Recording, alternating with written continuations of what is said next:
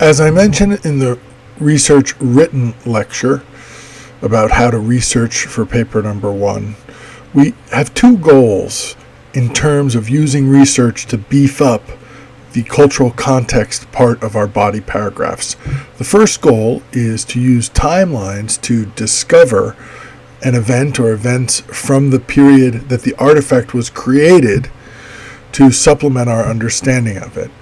And the second strategy is to then use databases, our library databases, to help us more fully explore the meaning of those events or related cultural ideas or practices connected to those events.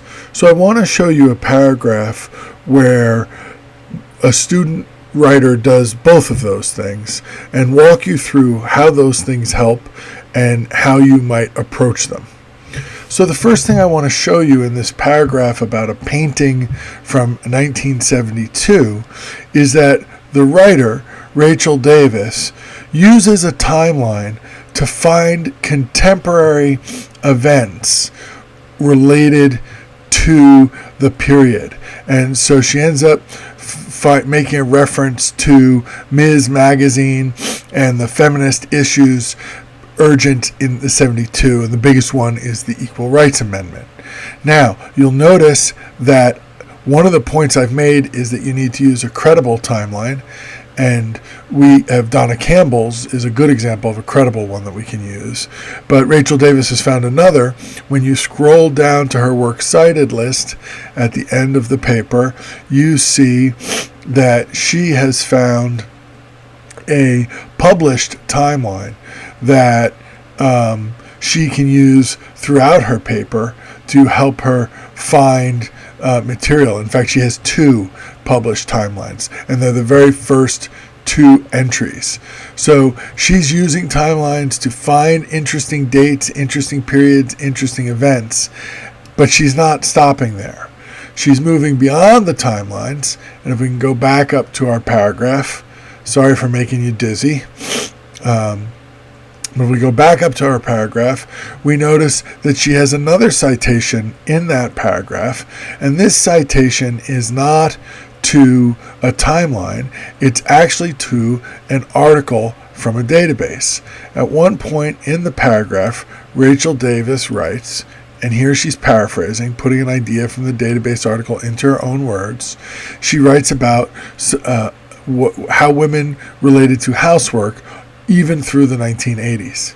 So this is a line meant to give us a sense of the ideas and values and beliefs in play at the time of the artifact. And to get that kind of language, that kind of insight, she has to go to one of our college databases and find an article that gives her some context. And so the one that she's using, again, sorry for the quick run to the works cited, but the one that she's using here is something that she got from Daily Life Through History, which is one of the databases, sorry, try to get that to show up without highlighting all of them, is one of the databases that we've looked at in the library before as under the subheading of culture and American history. So this is a good example of going to the database and finding an academically and professionally credible source with an author who's an expert in the field, with a works cited list, and with a timely updating of the entries. Lots of good reasons to believe in this source.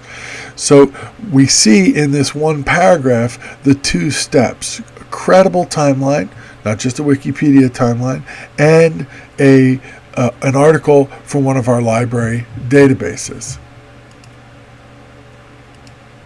Let's remind ourselves one more time how we get to those databases. We go to the library page, and then under research we go to databases. So once again, we're at the library page. Under research, under the research menu, we scroll down to databases. We would like the databases by subject, because that organizes them in a way that is easy for us to use them in this class. And then when things are organized by subject, we see there's lots of options for us here. Everything from general to literature to background. But the ones that are going to interest us the most are going to be the cultural sources here, in particular the American Mosaic and Daily Life Through History, possibly Pop Culture Universe. So these databases will be very valuable. And then another set of databases that will be valuable for us are a little bit below that, History and World Affairs. And in particular, U.S. History in Context, historical statistics of the U.S. can be very fun.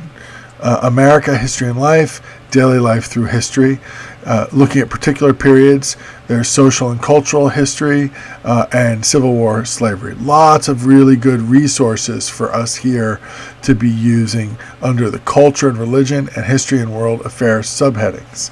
So you would go into any one of those areas, click in, and do a search for the word, term, or idea, usually that you found from your timeline. And that will take you to an article that is written by a scholar and includes works cited information, which is a very good resource for developing your ideas and understanding and bringing materials into your paper. Hope this lecture helps give you a sense of where to go with using timelines and database articles to develop the research in your paper.